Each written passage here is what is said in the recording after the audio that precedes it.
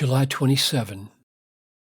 If you don't fight lust, abstain from the passions of the flesh, which wage war against your soul.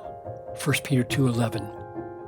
When I confronted a man about the adultery he was living in, I tried to understand his situation, and I pled with him to return to his wife.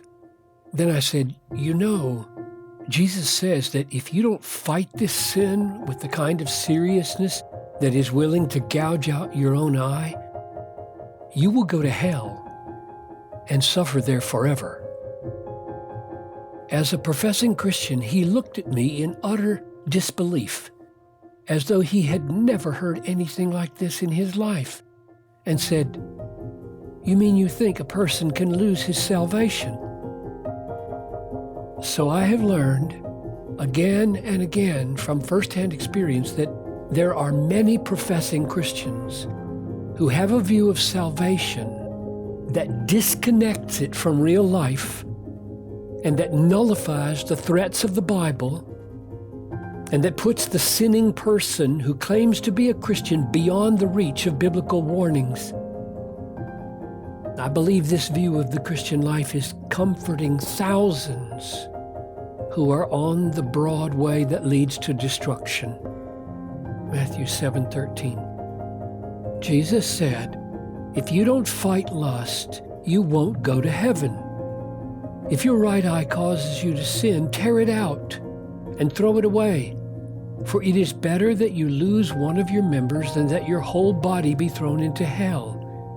Matthew 5:29.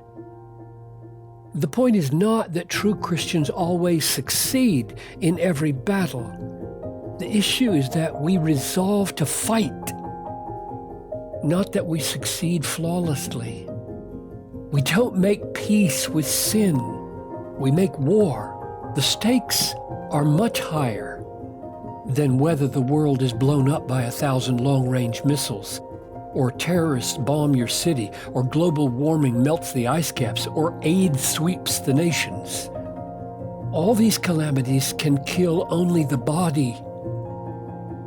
But if we don't fight lust, we lose our souls forever. Peter says, the passions of the flesh wage war against our souls, 1 Peter 2:11.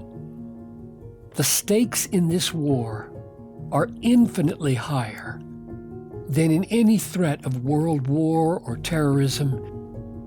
The Apostle Paul listed immorality, impurity, passion, evil desire, and covetousness, then said, it is on account of these the wrath of God is coming.